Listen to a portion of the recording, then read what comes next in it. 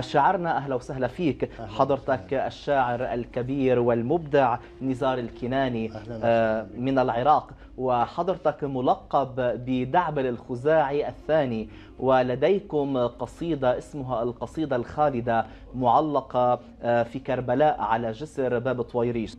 قالوا الولاء إلى الحسين جريمة، يا ليتني أبقى بحبك مجرما. الله.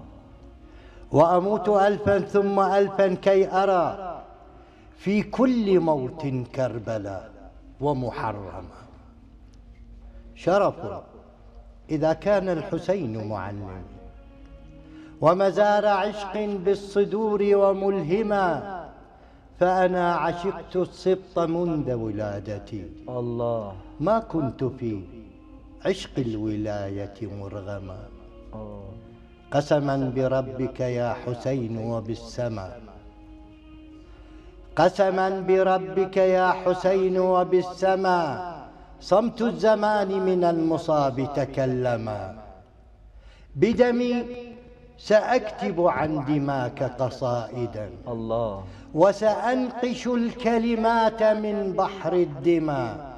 الله. وسأخبر التاريخ أنك لم تزل من كل علم بالحقائق أعلما.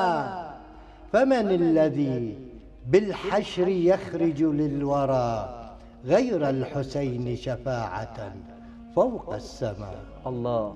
أين الملوك؟ أين الملوك وأين من جشعا طغى؟ أين الذي عشق الخلود توهما؟ أبقى لهم خبر؟ وهل دامت لهم؟ والرب أبصر بالدلائل من عمى. يوم الطفوف أبيت ألا تنحني، ونذرت قبلك للشهادة قاسما. نعم. فبنيت من سيل الدماء معابرا ومنابرا، وإلى الخلود سلالما. طافت بك الأزمان مثل سفينة، والكون طاف على دمائك عائما.